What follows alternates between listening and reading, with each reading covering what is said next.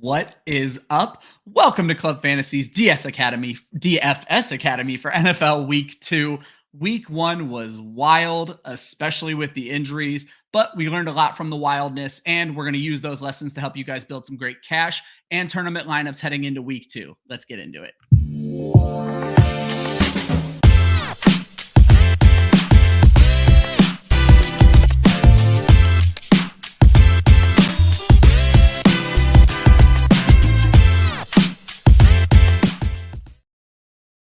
Welcome to the DFS Academy. I am your host, Ryan Weisse. You are not here to hear from me at all. It was a wild week 1, but I still sit next to the smart kids in class, and man, did they help me last week. Let's start with some introductions. Kelly in Phoenix, introduce yourself, my friend. Hello. You just did. I'm Kelly in Phoenix. Yes. I'm here to talk about tournaments, big fat tournaments. Yeah, and you picked a pretty big winner last week, and I even actually called you out on it a little bit, and you threw it right back at me, and it worked out really well. We'll get into that here in just a little bit. While Kelly is covering GPP and tournaments, our guy Austin Amandolia is here for cash. How are you doing tonight, Austin? Oh, I'm doing great. And if you're wondering right now, Austin doesn't have video. What's wrong with him? Yeah, my internet situation is great right now because I'm currently Austin in Flagstaff. Kelly and I are in the same state for maybe the only time ever. And I'm out here thriving on my hotspot, but ready to talk about some cash games tonight. I absolutely love it. Yes, Austin is not just a pulsating dot. He is a person behind that with just very, very bad internet for those watching us on YouTube right now. So first and foremost, we have to start every show by letting you know you can play DFS with us. We're not just going to sit here and talk and try to tell you guys how smart we are. There are going to be links in the description of this video and in Austin's DFS article that's going to drop tomorrow where you can join private Club Fantasy contests on both FanDuel and DraftKings. So make sure you look out for those links. It's a very small entry fee. It's a lot of fun. And if you win, like some people did last week, you're going to get announced on the show at the end of the show. So if you want to hear your name live with us, make sure you join those contests. But I had a plan to start this show. Very generic, very boring plan of, did you guys have any big takeaways from week 1? But sometimes you talk to people and you realize that there's something way better you can talk about. And instead of asking if you guys had takeaways from football from week 1, we had a really good discussion before the show about me and Kelly having a very similar takeaway from week 1 about lineup building. And Kelly will admit here in a second, she kind of sidestepped her own advice. I took their advice, and I will still openly tell everybody I'm not good at DFS. But one thing I took away from last week's episode was my cash lineups looked way too much like GPP lineups. And oddly enough, my tournament lineups were a little bit too safe and looked too much like cash lineups. I went in and completely reworked my lineups after this show. And I promise you guys, I took Austin's advice from his article. I played a bunch of head-to-heads and 50-50s to try to build my bankroll. Every lineup I built after talking with this show cashed. I actually finished second in both club fantasy contests last week. So kudos to both of you guys for really teaching people, which is the point of this show. But Kelly, you've openly said you're still dealing with regular, like redraft fantasy football and your own DFS lineups. You have to get yourself out of a GPP brain. I do. Last season, I played tons and tons of props. I did a lot of cash contests last season. And then coming into this season, I just somehow ended up falling into the GPP tournament space. I'm writing a lot of content, doing a lot of podcasts and videos and entering, and I cannot switch my brain. It is a very different brain, and you'll see when the two of us talk, we're not disagreeing. We're giving you picks from two different, very different strategies, and every now and then they cross over, and we make sure to call that out too. Yeah, I love that. I'm going to throw another observation out, and this is going to sound like a slight against Austin, and it's not, but I think the reason you fell into GPP, every person who strictly focuses on GPP I found in this industry is the most confident person I've ever seen on a screen. And I don't know that there's anybody more confident in their picks and their ability than you. And I feel like with GPP, where you have to beat 1 million people to win $1 million, you better be damn confident about your picks. Yes. And the funniest part about that is if you want to get knocked down a peg, Just play Put your picks on Twitter. picks in cash. Well, that too. Play your picks in a cash game, and you'll find out real fast. Oh, Yes. Which is the lesson Kelly learned in the club fantasy tournaments last week. I did. Last place in both FanDuel and DraftKings by almost half. You know what they say, from the bottom, only one direction to go. We're going to get you there. So, Austin, you had a different takeaway. And while yours is almost an overthinking, I'm going to let you explain it because it's very different from Kelly and I's takeaway. Yeah, I mean, one of the things that we talk about a lot in the DFS space is to not galaxy brain yourself and overthink things and then end up having a bad lineup. And I ended up doing this past week. I saw the news come out on Twitter that Romeo Doubs was going to have limited snaps because he was dealing with an injury. And you could go back on Twitter where I tweeted out, you know what, I might pivot from Romeo Doubs, and here's who I would pivot to. And I did it because I don't speak out advice that I'm not going to do. And so I pivoted away from him and from Bijan Robinson because I needed to make my salary space work. Ended up with Christian Kirk. Ended up with Christian Kirk instead. And let's just say I didn't cash in DraftKings. Now, I still was able to cash in FanDuel, thankfully, which worked out. But if I had just stuck with my guns, stuck with my original instinct, and not overthought myself, I would have ended up cashing in all my DraftKings lineups as well. Would have doubled up that money. But, here we are. It happens, and we learned that lesson and take it into week 2. Sometimes your first advice is your best advice. Austin was kind enough to go search down the person who wasn't us and won $1 million last week. Their lineup consisted of Tua Tagovailoa, Austin Eckler. We're going to come back to that. Tua Tagovailoa, Austin Eckler, Kenneth Walker, Kendrick Bourne, Calvin Ridley, Brandon Ayuk, Hayden Hurst, Tyreek Hill, and the Washington Commanders defense. A lot of this was kind of predictable. Yeah, I was going to say, if you look at this, and I hate when I do this, and we talked about this last week, I look at these lineups and I'm like, I had a few of those guys in lineups, just not the right combination. But Kelly, I gave you a pushback last week on Austin Eckler maybe being a little bit too chalky, and you told me to shut up, and you were right. I mean, I hear that lineup and I'm like, that was really ballsy. And to me, that actually sounds like a cash player that jumped into a GPP tournament, except yes, Austin Eckler was one that I said, spend the money on it. Nobody else will, because it's too pricey and you'll stand alone. And you know what? Now that I think about that entire lineup, that's very much where their top players were. Very expensive.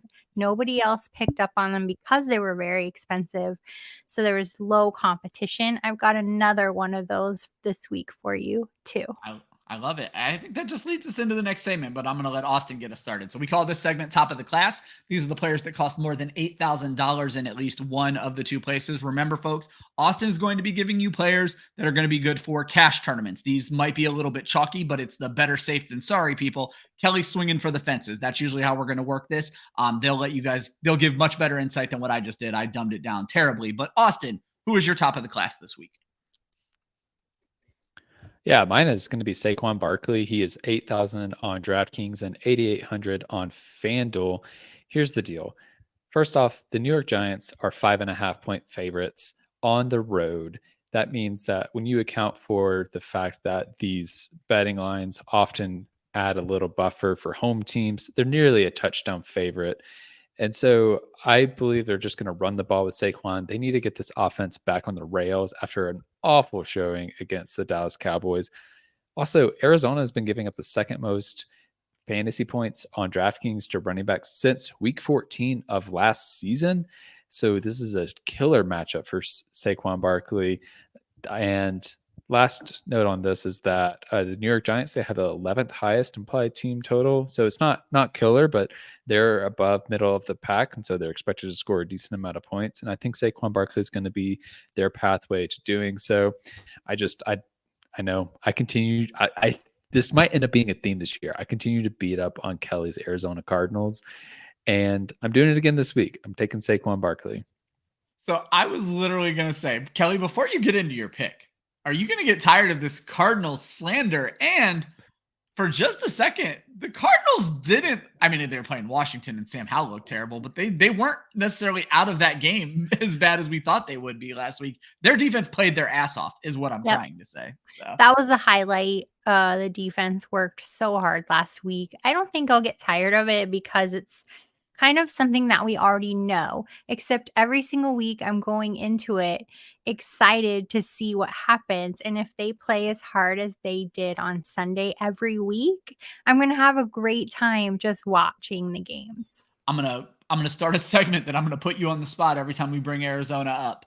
Do you think, based on what you're hearing right now, based on how the team's performing, do you think Kyler Murray plays this season? Because there were those rumors, people thinking he might not. Initially, I did not, but as of more recently, even as of last week, I do think he will. Okay, perfect. That's why we have her on the show, guys. She knows what the fuck she's talking about. Kelly, go ahead and talk about your favorite top of the class player. Of course, I am going with the chalkiest of chalk. I'm not going to push back this week. Christian McCaffrey, obvious pick for cash, probably if you have the cash at 8.9K on DraftKings and a whopping 9.5K on FanDuel. Very pricey. You're going to have to pay down somewhere else to play him, but I'm sharing this pick for the sake of even just DraftKings. 8.9 on DraftKings. And because this salary is so high, again, same thing that happened, I think, with Austin Eckler. It's keeping managers away.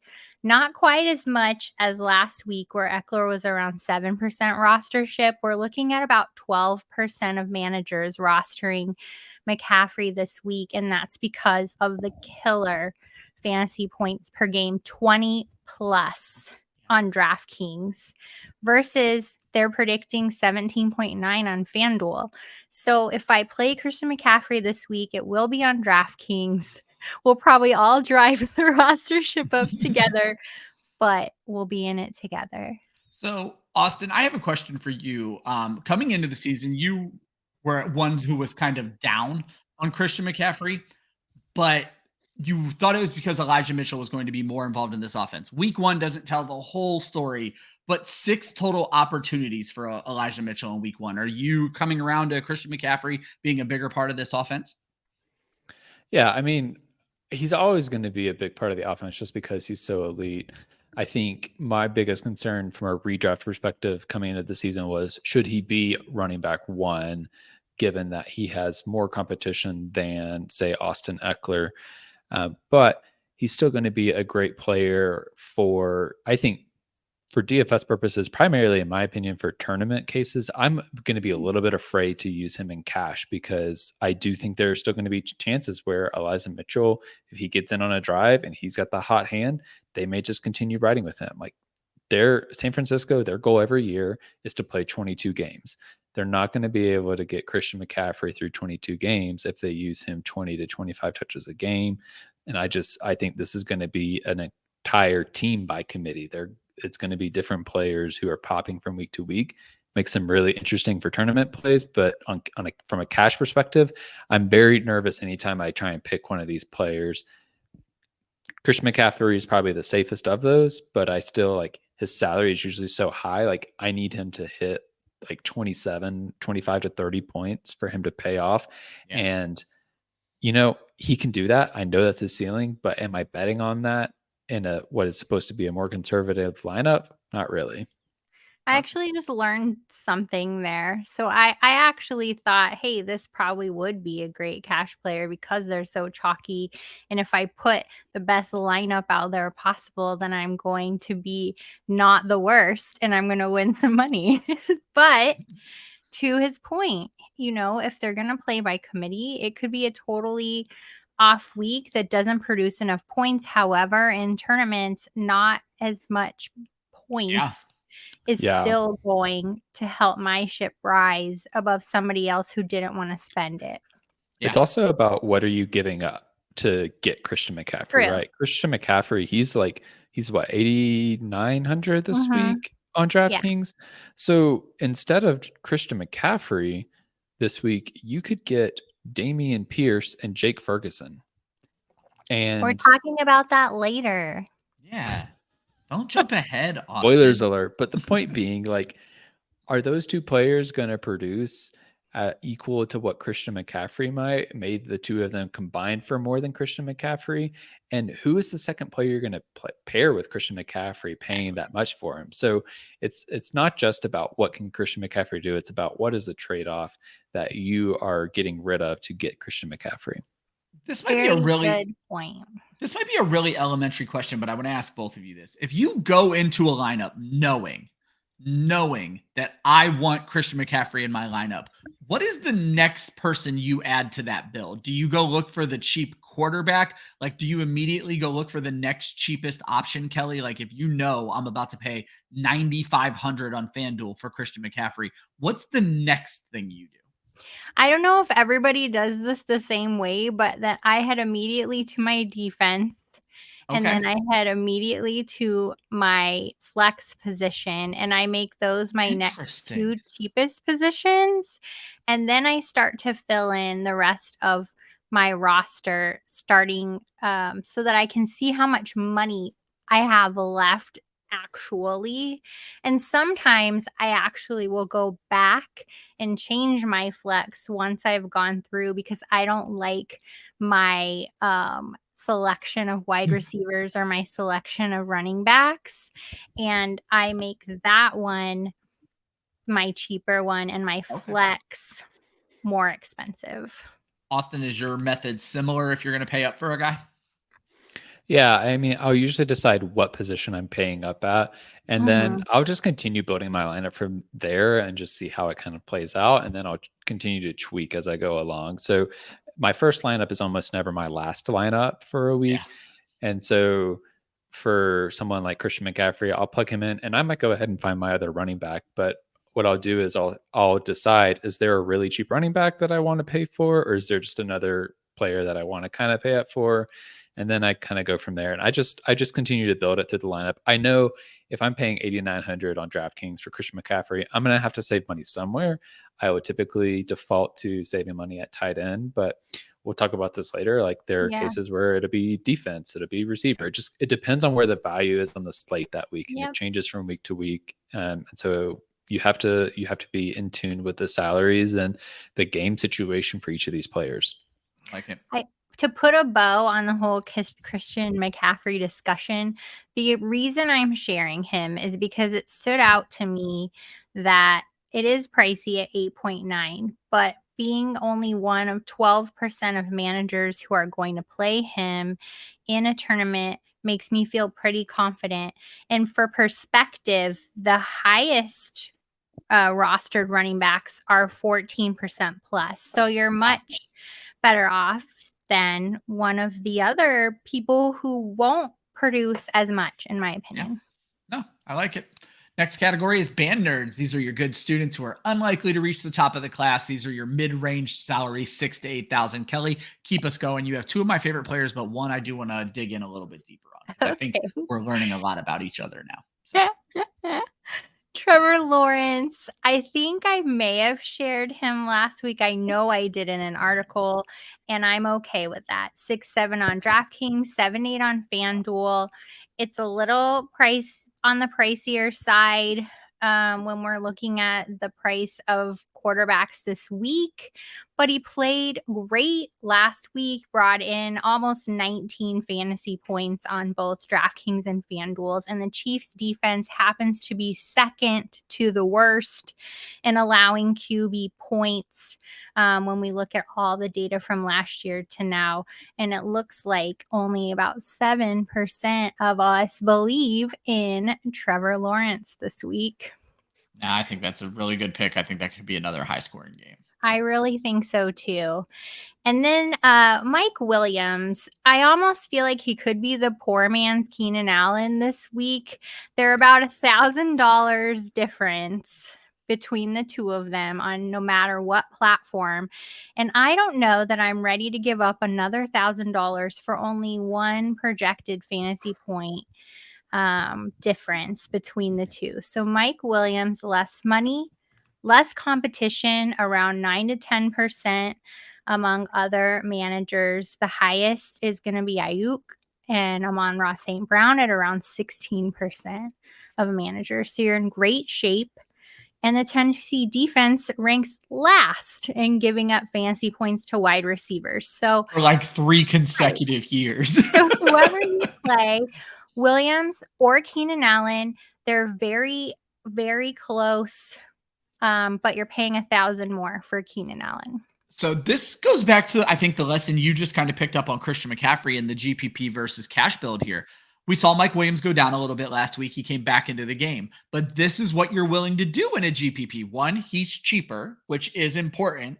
And 2, it's the boom or the bust. You understand if you throw Mike Williams in the lineup, he might pull a hammy trying to reach out and catch a ball at some point. True.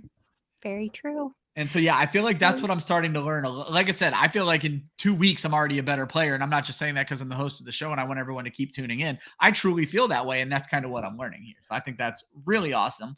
And I kind of threw Kelly's equilibrium off here because she thought she was going to go second there. And she figured Austin would have already laid out a grand plan for Keenan Allen. So Austin, lay out a grand plan for Keenan Allen.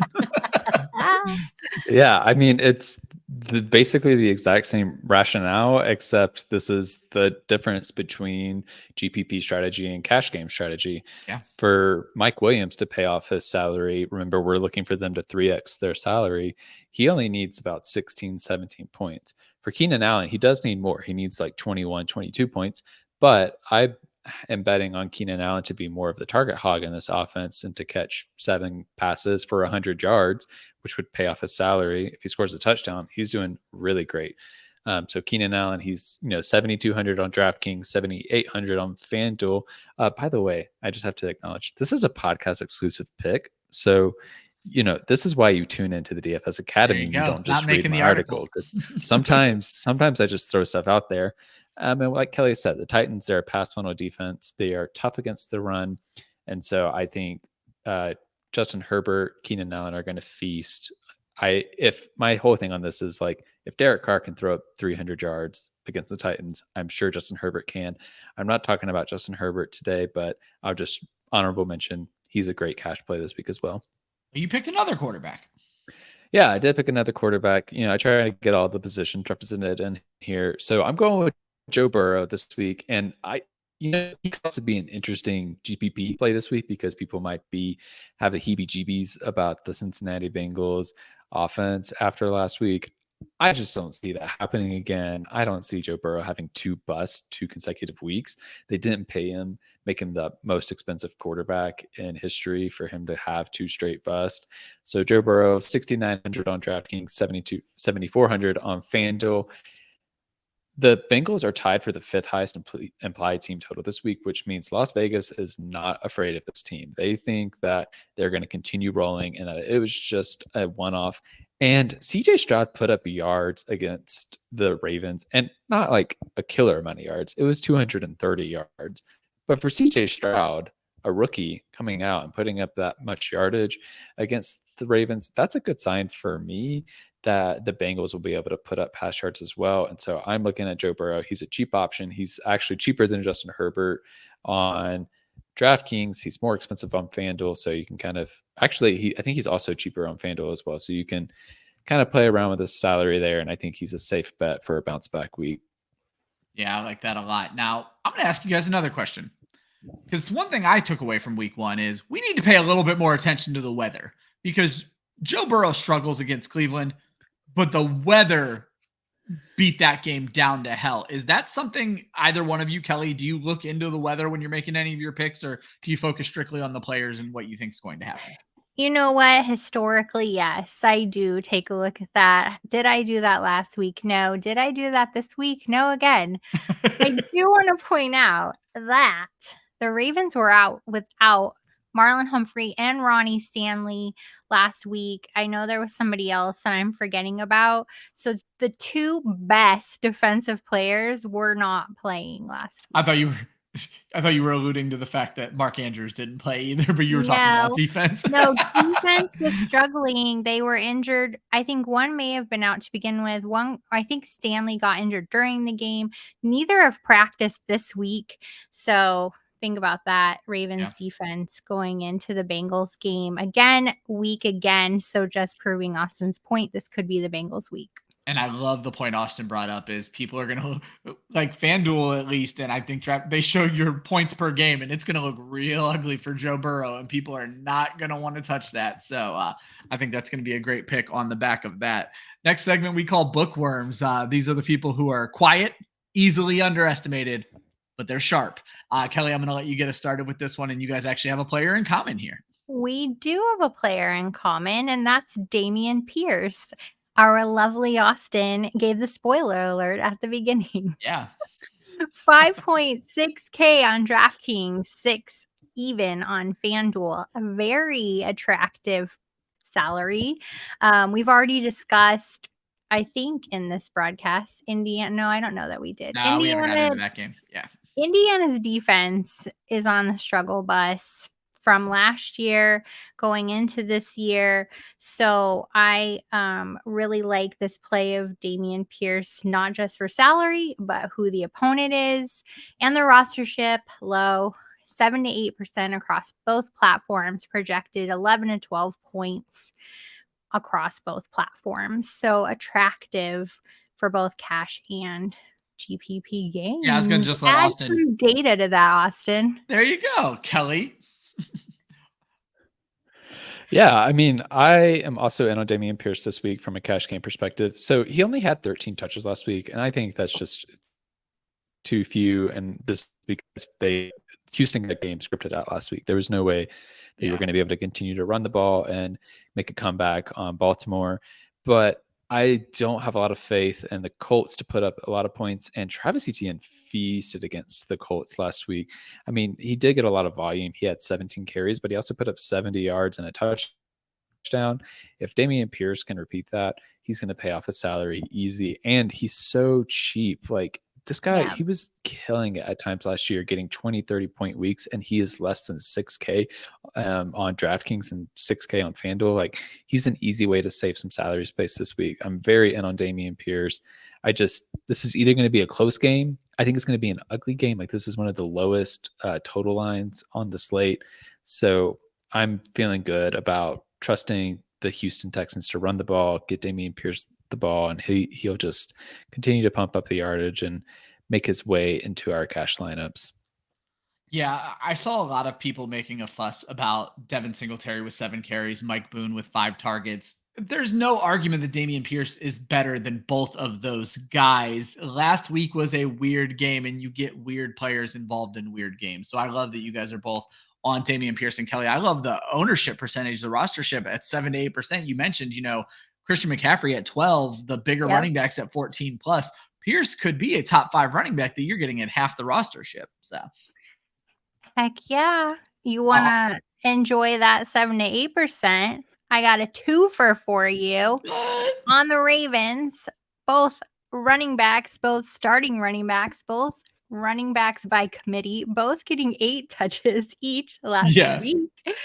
Not very different in pricing either. So we're looking at another Mike Williams, Keenan Allen situation with Gus Edwards and Justice Hill. Gus Edwards 5.3 on DraftKings, 5.9 on FanDuel. Justice Hill 4.9 on DraftKings, 6.1 on FanDuel. Like I said, either way, you're good. They had about the same stats. For me, I like to lean on Gus the Bus. He's the veteran. But Justice Hill played a great, exciting game last week. So I think you're good with either of these. Gus is projected at 1 more point, roughly 8 points. I think he'll do more.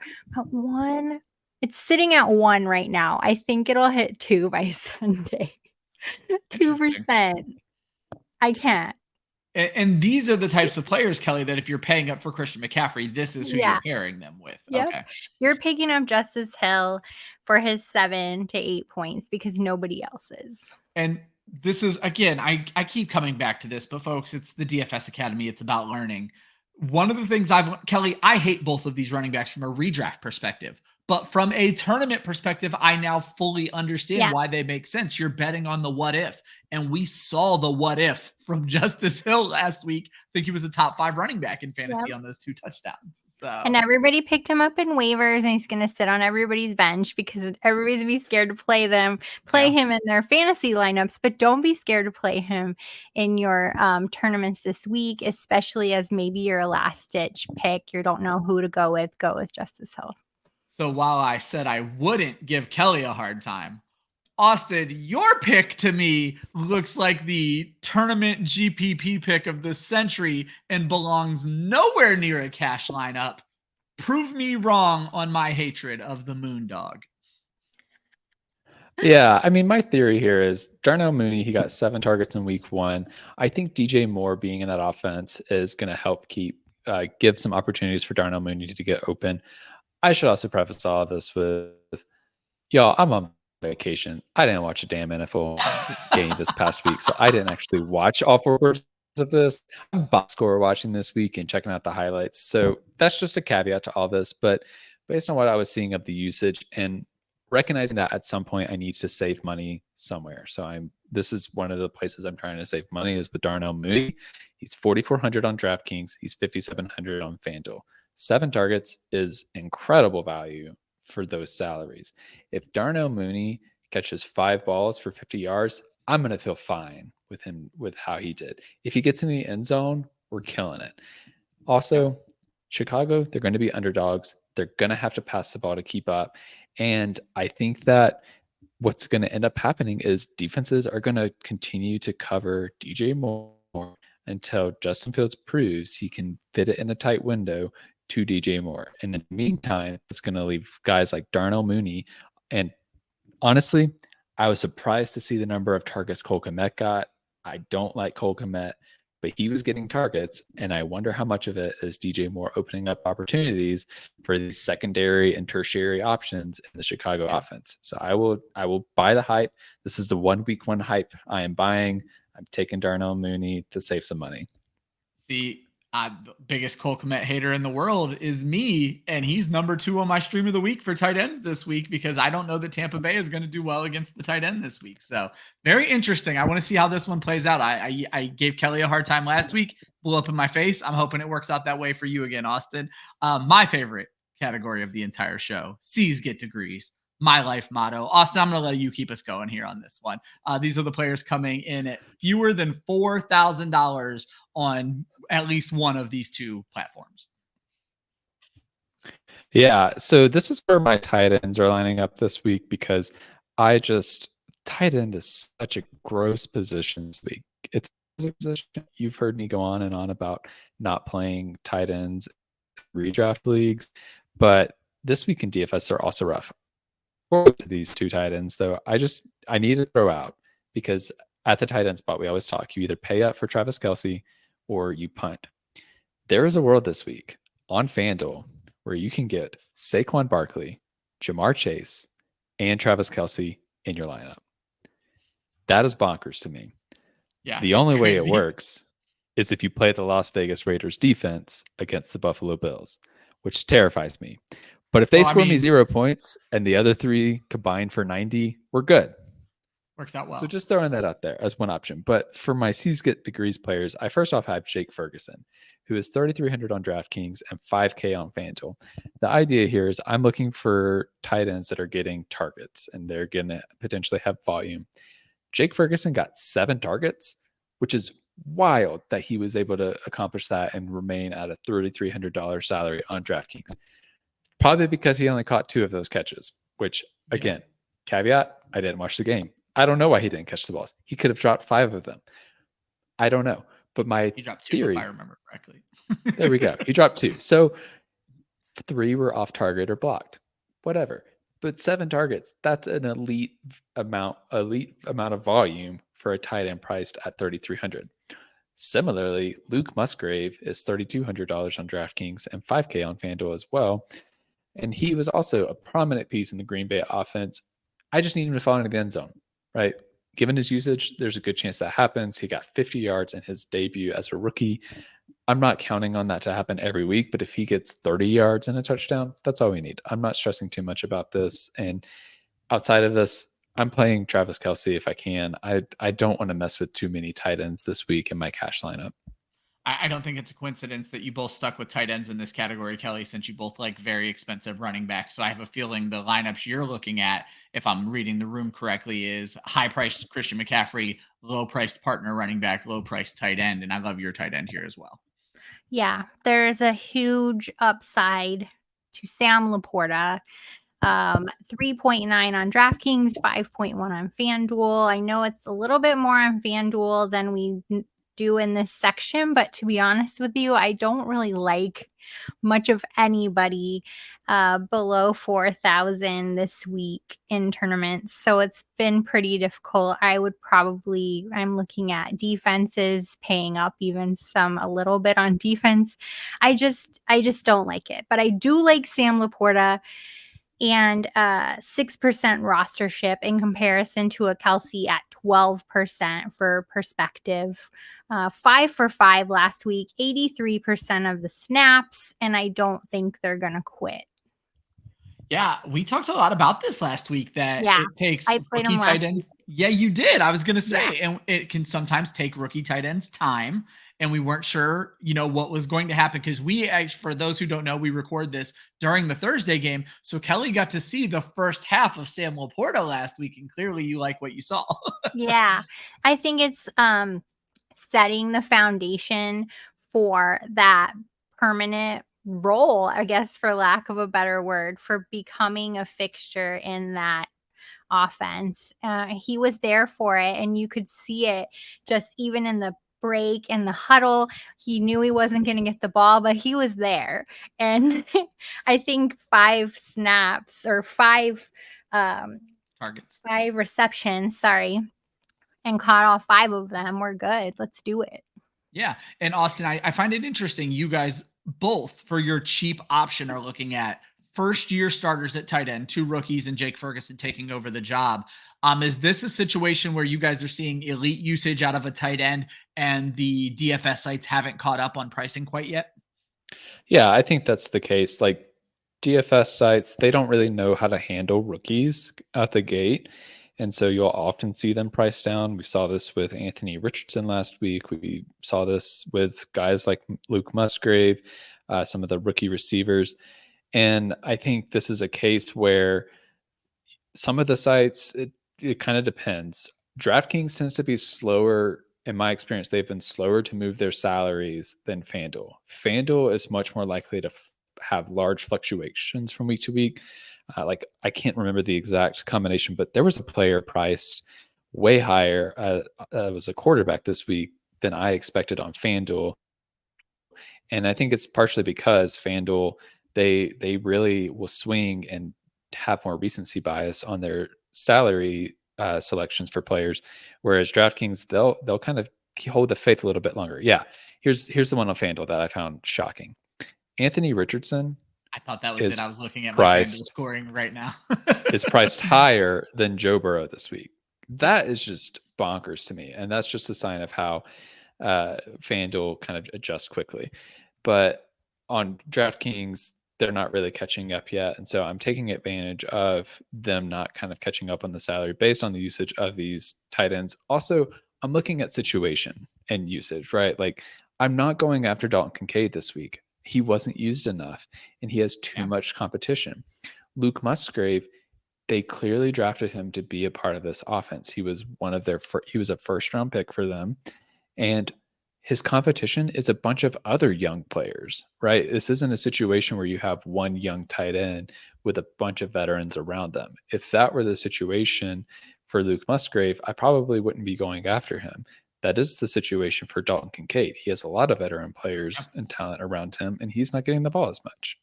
Yeah, and same thing with LaPorta over in Detroit. It's time for the prop quiz, brought to you by BetStamp. BetStamp funnels all of your betting and DFS into one place to help you get the best bang for your bets. You can use the link in the description, and they'll show you what sportsbooks are and DFS sites are available in your state and help you receive the deposit matches for whatever sites you sign up with. They can help you start making money in no time. They'll even help you with prop bets, and so will Austin and Kelly. Kelly, go ahead and give us your the parlays you like this week. I got 2 of them to share this week. Tyreek Hill. Oh, these are both on DraftKings, by the way. They are not happy hour or anything like that, so you can go in and build them on your own. Tyreek Hill, Stephon Diggs, Calvin Ridley, each with 75 receiving yards, and Ayuk at 50 receiving yards. This feels like a no-brainer. I said this last week, it didn't cash, but if I would have had this last week, it would have cashed. Yeah. Plus, what an interesting point, Kelly, because I never think about that. Like, if I would have played this last week, it would have cashed. So let's see if it can rock this week. Let's do it this week. Yeah. Plus 895. And then my second one, this one is a little dicey, but I still feel okay. Mahomes plus 275 passing yards. Kelsey for a touchdown. Lamar Jackson, 200 passing yards. And Mandrews for a touchdown. Mandrews is still questionable. I just can't see him sitting out against the Bengals after practicing this week. So I feel okay with it. Plus 586 on that one. So Kelly, these are obviously 2 of my favorite players, 2 of your favorite players.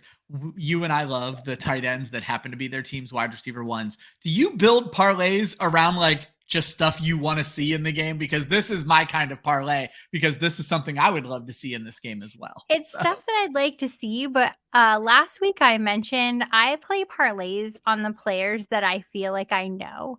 So this is a great example. Both of these are a great example. I wouldn't say I'm an expert at all of those wide receivers. However, I am familiar enough to know that 75 receiving yards is one pass in some cases. Yeah, for Tyreek Hill, it's certainly Tyreek Hill especially. So I feel like it's very important when you're picking a parlay. You don't have to reach for the moon. It can definitely be something that you'd like to see, but it can just be very plausible because you're familiar with those player duos. I love it. Austin, you went with a lot of different player props versus parlays. Yeah, there were so many that I liked this week. So last week I went 2 of 4 for the ones that I shared on the show. I went 3 of 7 overall, and I have some more this week. You'll find that a lot of times I'll pick over-unders based on players that I like in DFS because I ended up studying them a lot, and I am able to read what direction I think they're going to go. So we talked about Keenan Allen already. I really like his receiving over this year. It's set at 68.5 yards. I did check Underdog just a second ago and saw they finally got Justin Herbert's pass yardage line up, and it's at like in the 270 range. I'm basically smashing the over until it gets into the 290s. Like I'm betting on this Chargers offense feasting. I have Kenneth Walker under 59.5 rushing yards.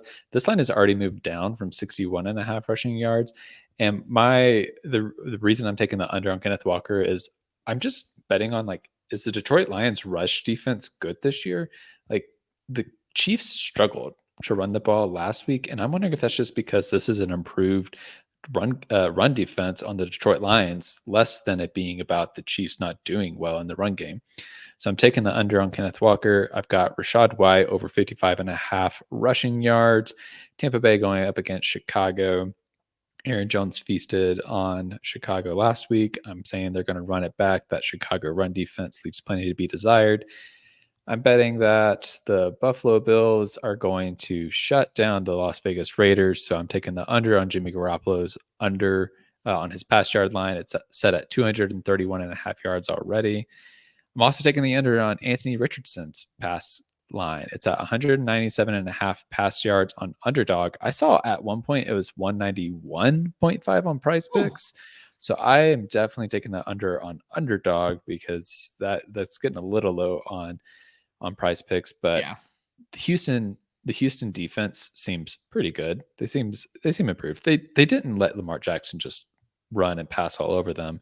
And Anthony Richardson, similar style of quarterback, that dual threat. And Colts have, just not as good. And the Colts have no run game, absolutely zero run game outside of Anthony Richardson. Again, I'm box score watching, but that was my assessment based on that.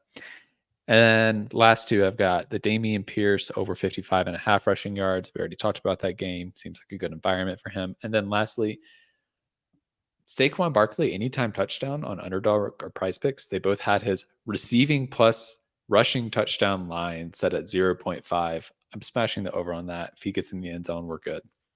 All right, guys. So that is basically the end of the show, but we got to get out of here with a couple of caveats. First and foremost, I like to put these two against each other. We call it the Valedictorian Shootout. Last week, Kelly learned a lesson of not putting a GPP lineup into a cash game. That score ended up being about 124 to 74, and that's technically what you're probably going to see when a GPP lineup takes on a cash game, because a lineup like Kelly's build is either going to score 74 or 174. And so there's going to be weeks where she'll blow Austin out of the water, but that didn't happen last week. So Kelly, I'm going to let you announce your lineup for a head-to-head against you and Austin first. Oh, shoot. Hold on. Oh, it went away. I touched it and it swiped somebody. Okay. I am going far more predictable this week in the hopes that I am not last. So I am going with Justin Herbert. I am playing Justice Hill. That's one of my cheapies this week, but I think it's going to do just fine. Tony Pollard. I think Dallas is going to kill the Jets, and he's going to be a huge part of that. Going with Ayuk, how can you not after last week? Zay Flowers, Mike Williams, LaPorta as my tight end, Derrick Henry, King Henry as my flex, and guess what? I am taking the Arizona defense this week against the Giants, and I still have salary remaining, and I refuse to put it in my defense because I think Arizona's defense is going to do pretty darn well against this, what do you call it, bedraggled, I don't know, Giants team. I adore that word. It is not one that was a part of my vocabulary before tonight, but I am thoroughly in love with it. Austin, who do you got for this contest? Yeah, so we're going the same route at quarterback. I also have Justin Herbert at the quarterback spot. For my running backs, I have Saquon Barkley, David Montgomery, and Dameon Pierce. So we're really going to get to test out how that Arizona Cardinals defense works out, because I'm going to get some nice leverage if Saquon pops off. At receiver, I have Jamar Chase, Nico Collins, and Darnell Mooney. So I had to save at receiver. So I have two guys sub 5K, a little bit nerve-wracking about them, but I'm betting on the volume for them. Jake Ferguson as my tight end, hoping for some more high volume target share. And then I'm taking the Tampa Bay Buccaneers as my defense, hoping that they get a couple of sacks and force Fields to throw an interception. All right, that's going to be in DraftKings scoring. We'll announce the winner of that head-to-head next week. But don't forget, you can actually play with us in a little bit bigger contest. They don't need to fill. A lot of people were asking about that last week. They do not need to fill for it to cash out. You can join us on DraftKings or FanDuel. Links in the description of this video and in Austin's article that'll drop tomorrow. Last week on DraftKings, it was OTA Top Troy. I'm hoping that's what you're going for on your name there. I spent a little time trying to figure this out. He won the DraftKings League, or she won the DraftKings League, but it says Troy with 132 points. And P for Shizzle won the FanDuel League with 128 points. You guys can be announced on the show as the winner next week if you go ahead and join us. You can find all of our content at clubfantasyffl.com. We do drop 2 DFS articles every week, Austin's wonderful cash article. And I actually put together a thing that I call the DFS matchup report, where I show you the teams that give up the 10 most points to positions and the teams that give up the 5 fewest points, to try to help you make some decisions on whether you should start or avoid a guy. You can also follow us on all the socials at clubfantasyffl.com. You can also hit subscribe if you happen to be watching on YouTube. It doesn't cost you anything, but it means the world to us. So please go ahead and hit that subscribe button so you never miss a show. We go live 6 days a week. I think at this point, we're dropping articles all the time. We are here for you for the entire 18 weeks of the regular season and most of the playoffs as well. Is your favorite player hurt already? That's all right. DFS is still there for you. We will see you at next week's lesson.